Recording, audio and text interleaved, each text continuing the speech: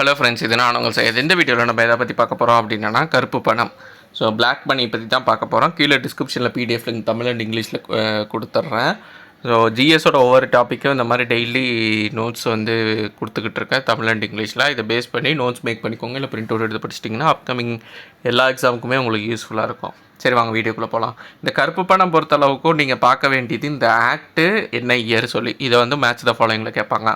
பண மோசடி சட்டம் 2002, அடுத்து பினாமி பரிவர்த்தனைகள் தடை சட்டம் 2016, ஆப்ரேஷன் மணி சுத்தமான பண செயல்பாடு ஜனவரி 31, 2017, அடுத்து ரியல் எஸ்டேட் ஒழுங்குமுறை 2016, அதுக்கப்புறமா வந்து உங்களுக்கு கருப்பு பணம் வெளியிடப்படாத வெளிநாட்டு வருமானம் சொத்துக்கள் மற்றும் வரி விதித்தல் சட்டம் 2015. ஸோ இதெல்லாம் ரொம்ப ரொம்ப இம்பார்ட்டண்ட்டு, இந்த இயர் வச்சு வர்றது ஃபுல்லாக. ஸோ பார்த்துக்கோங்க. இது போக மற்ற நடவடிக்கைகளையும் பார்த்து வச்சுக்கணும். கருப்பு பணத்திற்கான காரணங்கள். ஃபஸ்ட்டு கருப்பு பணம்னா என்னென்னா கணக்கில் காட்டப்படாத பணம், கருப்பு சந்தையில் ஈட்டப்பட்ட வருமானம்.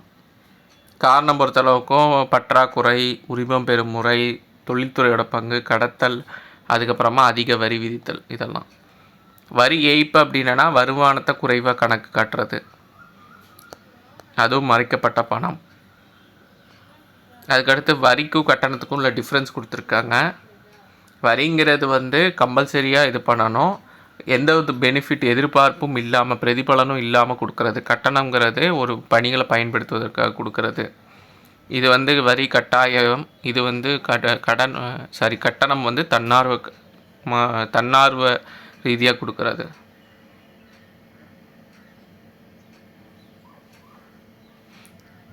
இங்கே வந்து கட்டணம் வந்து செலுத்த தேவையில்லை. எப்படின்னா நம்மளுக்கு பணி வேண்டாம் அப்படின்னா. எக்ஸாம்பிள் இம்பார்ட்டண்ட்டு, முத்திரை வரி, ஓட்டுநர் உரிம கட்டணம், அரசாங்க பதிவு கட்டணம்லாம் கட்டணத்தில் வரும்.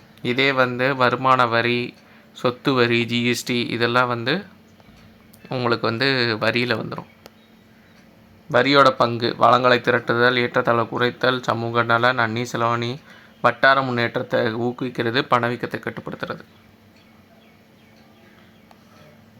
ஸோ பிளாக் மணி பொறுத்தளவுக்கும் இந்த ஆக்ட் வந்து கொஷின் கேட்பாங்க. அப்போது மேட்ச் த ஃபாலோயிங்கில் money laundering act 2002, benami transaction act 2016, operation clean money 2017, Jan 31, real estate 2016, black money undisclosed foreign imposition of tax act 2015. இதெல்லாம் பார்த்துக்கோங்க. அப்புறமா மற்ற ஆக்டிவிட்டீஸும் பார்த்துக்கோங்க. பிளாக் மணி பொறுத்தளவுக்கும் பிளாக் மணினா unaccounted money earned from black market, causes shortage of goods, licensing procedure, industrial sector contribution, smuggling, tax structure. இதெல்லாம் வந்து ரீசனாக இருக்குது. டேக்ஸ் எவேஷனுங்கிறது அன்ரிப்போர்ட்டட் இன்கம் தான் டேக்ஸ் எவேஷன் சொல்லுவோம். அது என்னென்ன வகைகளில் நடக்குதுன்னு கொடுத்துருப்பாங்க. அடுத்து டேக்ஸுக்கும் பேமெண்ட்டுக்கும் என்ன டிஃப்ரென்ஸ்னால், டேக்ஸ் வந்து பெனிஃபிட் இல்லாமல் கொடுக்குறது, பேமெண்ட் பெனிஃபிட் வச்சு கொடுக்குறது. Tax compulsory, payment voluntary. இதுக்கு example income tax, wealth tax, GST எல்லாம் வரும். பேமெண்ட்டுக்கு வந்து stamp fee, driving licence, government registration வரும். டேக்ஸேஷனோட role resource mobilisation, inequality. So இது கொஞ்சம் ஸ்பேஸ் மட்டும் மிஸ் ஆயிடுச்சு. So reduction of inequality of income, social welfare, foreign exchange, regional development, இன்ஃப்ளேஷனை கண்ட்ரோல் பண்ணுறது. ஸோ அவ்வளோதான். அப்கமிங் வீடியோஸில் பார்க்கலாம். தேங்க்யூ.